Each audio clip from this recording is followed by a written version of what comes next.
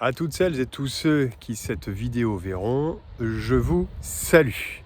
Alors vous m'excuserez l'introduction de cette capsule avec une formule diplomatique des chartes du Moyen-Âge, formule un peu redondante dans les chartes, mais en fait, je vous confesse qu'elle traduit mon inconfort à chercher la façon de démarrer, d'introduire une vidéo, tout comme j'ai toujours aussi difficulté à trouver la formule pour la conclure.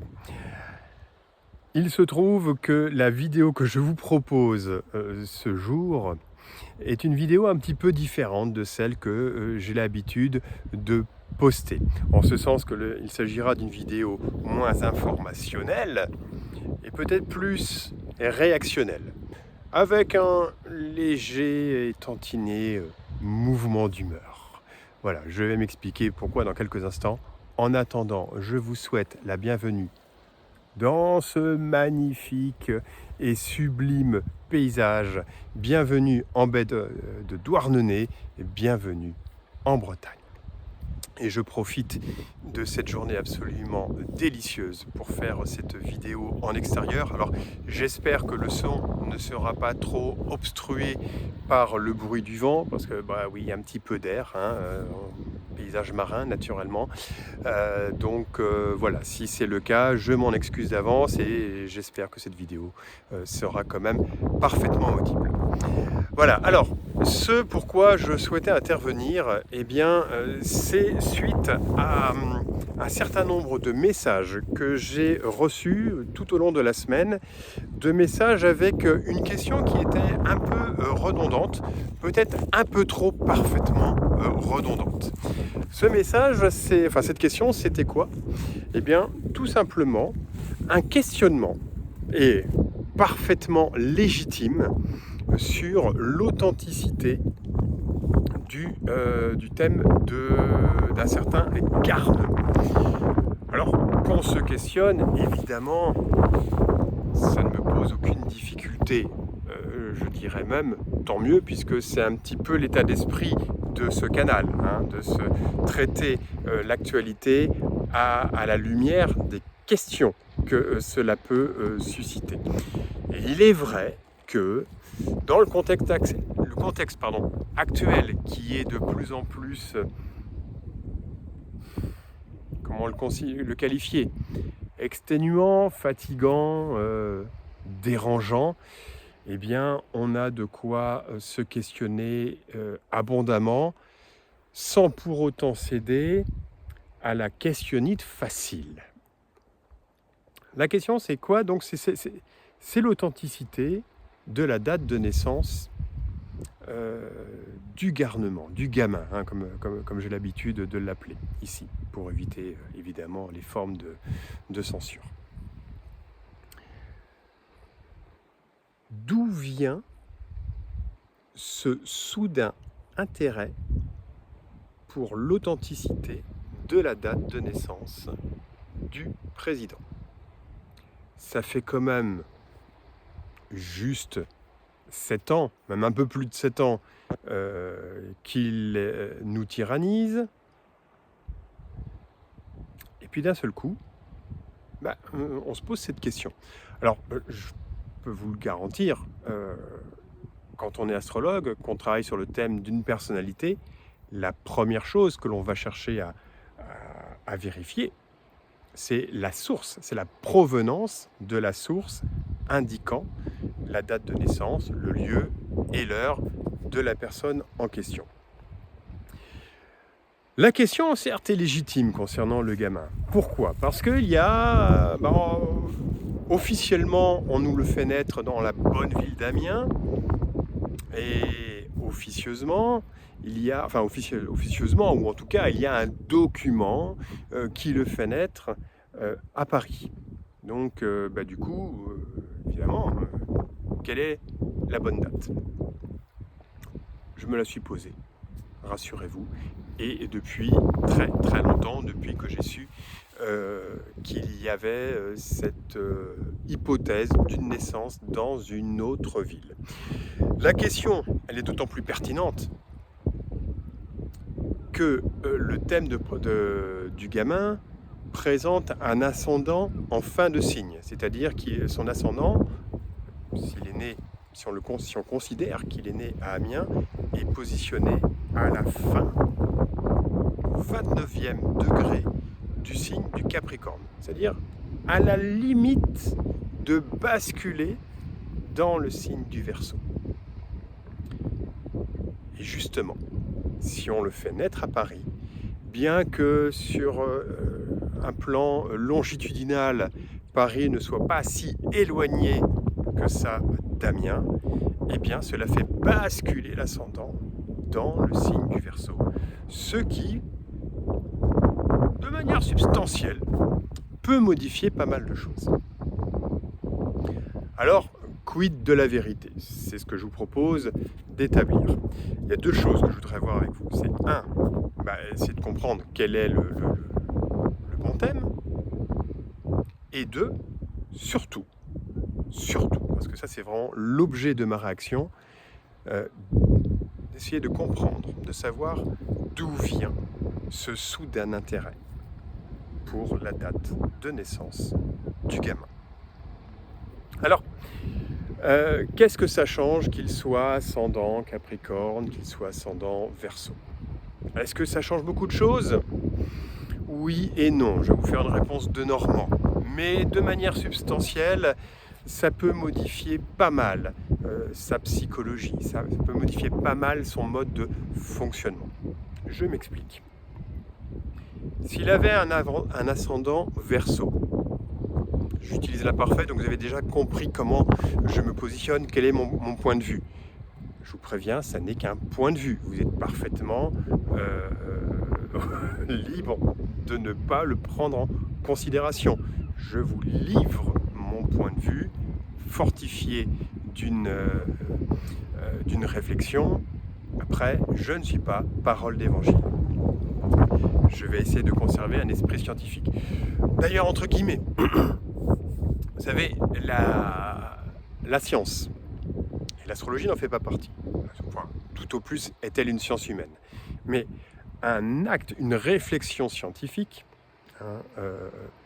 se distingue, se définit par le fait que c'est un consensus provisoirement acceptable. C'est-à-dire qu'il n'y a jamais de certitude acquise dans la science. Du jour au lendemain, une hypothèse peut être renversée, peut être complètement bousculée. Ça, c'est le propre de la réalité des investigations de l'historien. On a quantité de thèses sur tel ou tel sujet, sur tel ou tel personnage, puis qui d'un seul coup sont complètement renversées parce qu'on va découvrir une nouvelle source qui met à mal le consensus établi. C'est un petit peu ce qui est la science, si vous voulez. Cette démarche scientifique s'oppose à la religion, où en fait, dans un acte religieux, il y a une idée de reliance qui est basée sur des choses qui sont très subjectives, qui ne sont pas matériellement, techniquement démontrables, et qui peuvent de ce fait revêtir un caractère de certitude que n'aura jamais l'acte scientifique, l'analyse scientifique. La religion, son moteur, c'est la confiance, c'est la foi, la fides, qui est la racine du mot confiance. C'est un acte de foi qui ne repose sur rien, mis à part une conviction intime et personnelle, donc parfaitement subjective. Je ferme la parenthèse sur ce sujet-là. J'en reviens à l'ascendant du gamin. Si on le prend avec un ascendant Verseau, ça nous donnerait quoi? Ça nous donnerait une personnalité beaucoup plus affirmée. Alors, vous me direz, il est déjà pas mal, en fait. Mais qu'est-ce que je sous-entends par le mot affirmation? C'est tout simplement une personnalité beaucoup plus autonome, beaucoup plus indépendante, bref, moins influençable que s'il était, par exemple, avec un ascendant Capricorne. Pourquoi? Tout simplement parce qu'avec un ascendant Verseau, il aurait son maître ascendant qui deviendrait Uranus. Uranus, vous savez, c'est le révolté. Et en l'occurrence, dans son thème, Uranus s'oppose à la Lune. La Lune, c'est l'archétype, c'est l'image du féminin, c'est l'image des mères. Vous voyez où je veux en venir. il semblerait quand même que notre gamin est toujours dans les jupons de maman, ou grand-maman, ou bref, la chose qui représente la féminité chez lui. Ouais, sick. On va en venir hein, sur ce qui s'est passé là, il y a 2 jours. Donc ça, ce serait l'ascendant Verseau. A contrario, avec un ascendant Capricorne, on a une personnalité qui est beaucoup plus marquée par l'insécurité et par le fait de gravir la montagne, hein, comme la chèvre hein, que représente le Capricorne, de gravir la montagne, bref, avec une personnalité qui va exprimer une ambition sociale propre à sécuriser ses affects et ses émotions. Le Verseau, c'est pas du tout ça. Le Verseau, c'est au contraire, il est très très détaché. Donc en matière d'ambition, je pense que le personnage nous a montré l'ampleur de ce dont il était capable. Et c'est ce pourquoi je considère qu'effectivement, le thème donné pour Amiens me semble plus compatible avec la personnalité du président que nous connaissons. Deuxième point qui me porterait à aller dans cette direction, c'est bien évidemment la réactualisation de son thème en fonction des mouvements planétaires dessus. Et là, je dois dire que, à part pour son élection, enfin ses élections, où j'ai pu, non pas me tromper, mais pencher pour une probabilité différente du résultat que nous avons obtenu, parce que l'astrologie ne sera jamais une certitude. Hein. Ça, même si on n'est pas une science, l'astrologie ne sera jamais une certitude. C'est un outil d'analyse. Pour le reste, son mode de fonctionnement, ses égarements, ses changements de Premier ministre, ses accès d'autoritarisme, eh bien globalement, j'avais réussi à les anticiper justement avec le thème donné sur la ville d'Amiens et ça fonctionnait vraiment, vraiment pas mal. Pour sa gestion de la crise du Covid, franchement, là, je n'avais pas été du tout mauvais en précisant que telle période, à partir de l'année 2020, bon, effectivement, on allait subir des choses pas cool, tout en étant incapable de vous dire comment ça allait se matérialiser, mais surtout que à partir c'était 2021, avec le délire de la picouserie, avec les passes cochons, etc., etc. Donc bref, des accès d'autoritarisme, ça je les avais vraiment anticipés, en précisant que là, on allait avoir des actes d'autorité arbitraires, générés par la personne du vilain garnement. Maintenant, comment aller plus loin ? Oui, alors si je dois revenir sur son élection, bon, que vous dire, en 2022, hein, j'avais précisé qu'il était la personne la moins susceptible, le candidat le moins susceptible d'être réélu, sauf, et j'avais bien précisé le sauf, si fraude. Puisque effectivement, dans son thème, j'anticipais, il y avait un mouvement de fraude qui était tout à fait décelable. Là où j'étais incapable de précision, c'était de quantifier ce potentiel de fraude, de falsification. Bon, le fait est que nous avons quasiment assisté en direct, avec un transfert de chiffres d'une candidate à l'autre, au bénéfice de l'autre. Donc, bon, tout ceci, évidemment, étant l'objet de grands questionnements. J'en arrive à mon deuxième point. D'où vient ce soudain intérêt pour la question de l'authenticité de la date de naissance du gamin? Et là, je dois dire que je suis quand même beaucoup plus inquiet. Même si je comprends la situation, si on peut comprendre les réactions. Mais très franchement, au bout de tant d'années de questionnement, où on se fait balloter par la propagande des médias et puis par les spéculations purement gratuites des réseaux sociaux, eh bien, légitimement, on pourrait commencer à être un peu plus solide dans son questionnement. Alors, si on rentre dans le détail, j'ai compris d'où venait l'origine de cette soudaine inquiétude sur l'authenticité de la date de naissance du garnement. C'est en fait l'extrapolation des thèses exposées par une influenceuse américaine qui relaie les informations. Alors les informations, c'est là où je vais commencer à être un peu acide pour tout vous dire. Qui relaie les informations d'un certain archiviste. Un archiviste qui, vous savez, c'est l'archiviste qui essaye de vendre son pif gadget. Pardon, je suis dans un jugement personnel. Vous ferez abstraction de ce léger cynisme de ma part. C'est pas pif gadget, parce que de toute façon, on n'a même pas le gadget. Hein. Là, déjà, on se fait flouer. Non, c'est fuck et égarement. Enfin, vous avez compris. Bon, vous mettrez le bon titre, vous avez compris. J'ai pas envie de lui faire de la publicité, parce qu'il y a des choses qui m'agacent profondément dans ce journal. Et je vais vous expliquer en quoi. Donc, cet archiviste fait beaucoup de bruit en ce moment sur les réseaux sociaux américains.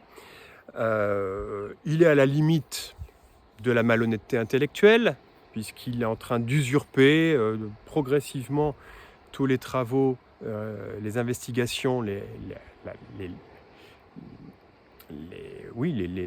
longues recherches de Natacha Ray.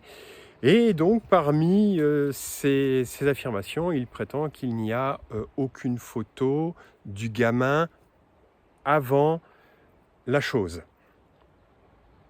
Ce qui est d'ailleurs pas totalement vrai, puisque Natacha a pu prouver le contraire d'ailleurs. Peu importe. De cette simple affirmation, certains en sont arrivés à conclure de l'origine douteuse du gamin. Et en sont même arrivés à en faire un enfant caché des à nos souhaits. Alors, là, il faut à un moment donné raison garder. Il faut se poser 2 secondes. Et si on a des difficultés avec son cerveau, on peut s'aider d'une calculatrice. C'est pas interdit. Comment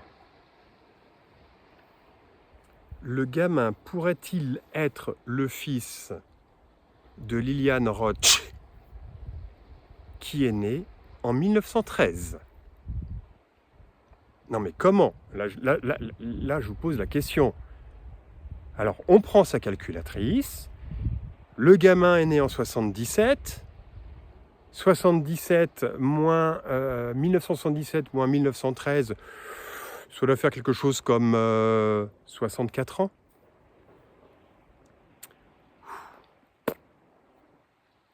À moins d'avoir un utérus transgénique, j'ai quand même du mal. Alors, je ne suis pas un spécialiste de l'anatomie et de la biologie féminine. Hein.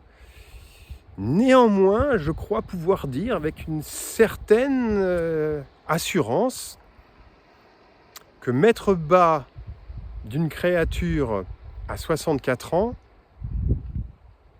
ça commence à être un peu acrobatique. Voilà, je n'irai pas plus loin. Vraiment, vraiment, il faut faire attention à ce genre de choses. C'est tellement évident de se poser pendant... Allez, ça demande 2 minutes, quoi. Est-ce que ce genre d'affirmation qu'on va trouver sur les réseaux sociaux a un tantinet soit peu de véracité ou même tout simplement de sérieux? Bon, c'est quand même extrêmement compliqué d'en arriver à de tels questionnements. Ça se balaye d'un revers de main. Voilà. Maintenant, voilà, on peut comprendre hein, que nous sommes fatigués. Il faut aussi faire attention sur le fait qu'il y a des rumeurs qui sont fabriquées pour justement déstabiliser les informations qui sont un peu plus sérieuses, les enquêtes qui sont un peu plus sérieuses. Quand on voit le fait... Alors, les travaux de Natacha sont super construits, super étayés. Maintenant, il y a des trous dans la raquette, c'est évident, c'est pour ça que c'est difficile. Mais par contre, quand on voit la réaction que cela a suscité, disproportionnée, le délibéré complètement fou auquel Natacha a été soumise il y a 2 jours, moi j'ai un peu l'impression que c'est un aveu. Maintenant, ça n'est que mon point de vue. Et je sais qu'il est partagé par nombre d'entre vous. Faites très attention. Alors quand je dis faites, hein, je me mets dedans aussi. Hein, faisons très attention à la moindre parcelle d'information qui est véhiculée sur les réseaux sociaux. Ce n'est pas parce que un certain archiviste qui a fait du boulot sérieux, je n'en disconviendrai pas, et c'est pas parce qu'il est archiviste qu'il vaut moins qu'un historien. Sans les archivistes, il n'y aurait pas d'historien. Sans l'esprit discipliné, sans la rigueur des archivistes, le travail des historiens, le travail des enquêteurs, le travail des journalistes serait quand même beaucoup plus inconfortable. Par contre, ce sont des métiers qui sont complètement différents. Alors, que l'archiviste en question veuille vendre son papier, il n'y a rien de soi, il n'y a rien qui soit condamnable. Qu'il commence à prospérer sur les théories, sur l'enquête d'une autre personne, là c'est déjà beaucoup plus discutable. Et puis qu'il essaye maintenant d'entretenir le marketing autour de son journal en spéculant sur des hypothèses purement gratuites, ou sur du vide, moi ça commence vraiment à me gêner. Et puis alors, pour tout vous dire, hein, là je vais vomir ma Valda comme un peu tout un chacun. Et c'était quand? C'était en décembre l'année dernière, juste avant les fêtes de Noël, je me suis laissé emporter par l'opération marketing qui encourageait à acheter le numéro de Fuck et Égarement parce que ça allait être le sujet de discussion amusant entre la dinde et la bûche de Noël. Alors pour ce qui est de la dinde, je l'ai bien senti passer. Ah, sauf qu'elle n'était pas sur la table, la dinde. Hein. Là, pour le coup, je me suis bien senti le dindon. J'ai bien été pigeonné. Parce que bon, j'ai commandé ma feuille de chou, 9 €. Commence à être un certain prix pour un journal. Mais passons. S'il y a du contenu, parfait. Feuille de chou, c'est 12 pages in folio, c'est-à-dire 3 feuillets. La moitié des feuillets, ce sont des photos que tout le monde connaissait. Quant à la production intellectuelle apportée, moi, je dirais que 3/4 de la production, pour ne pas dire plus, était le fruit des travaux de Natacha. Donc là, j'ai trouvé que c'était quand même un peu fort en café, un peu malhonnête pour tout vous dire. Et ouais, là pour le coup, le dindon de la blague, c'était moi.